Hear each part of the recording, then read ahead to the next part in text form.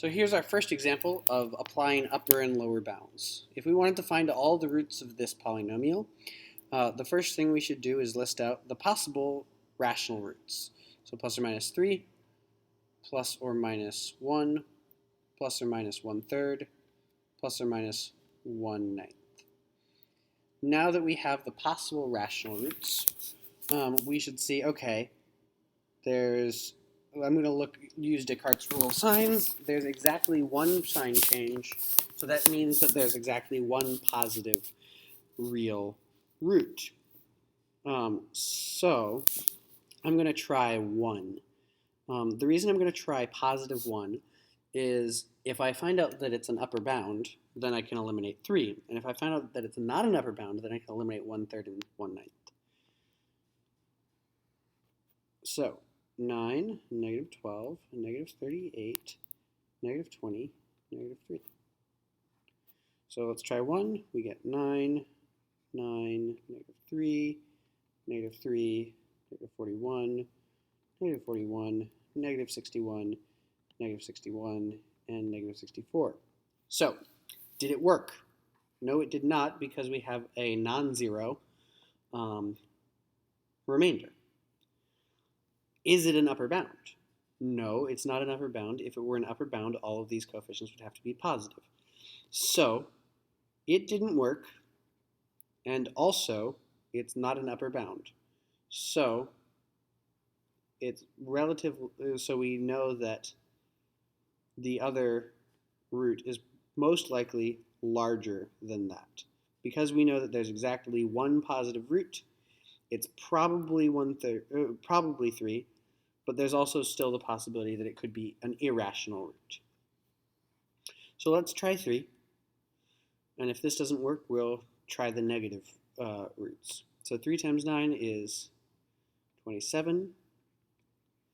That gives us 45, 7, 21, 1, and 3, 0. Okay, so this did work because we got a remainder of 0. So x minus 3 is a factor. And then when we divide, we're left with 9x cubed plus 15x squared plus 7x plus 1. Now we have to repeat the process. So let's look at what the roots of this could be. Because all of the signs are positive, we know that there are no positive roots remaining. So we should try negative roots. So 3 doesn't work anymore, and also negative 3 can't work because if you apply the rational root test again, 1/9 and 1/3 and 1/1 are our only options. So 3 is no longer a possibility. We've already found out that 3 was a root once, but sometimes a root appears more than once. Now let's try -1. Well, actually, no, I'm going to try -1/3. I'm going to try -1/3 because if it works, then that's great, and then we'll have a quadratic. If it doesn't, then we'll be able to tell, is it an upper bound? Is it a lower bound? If it's a lower bound, then we know that -1/9 is a rational root, or is the next one we should test. If it's not a lower bound, then we should test the -1. So 9, -3, 12, -4, 3, -1. Aha! -1/3 did work.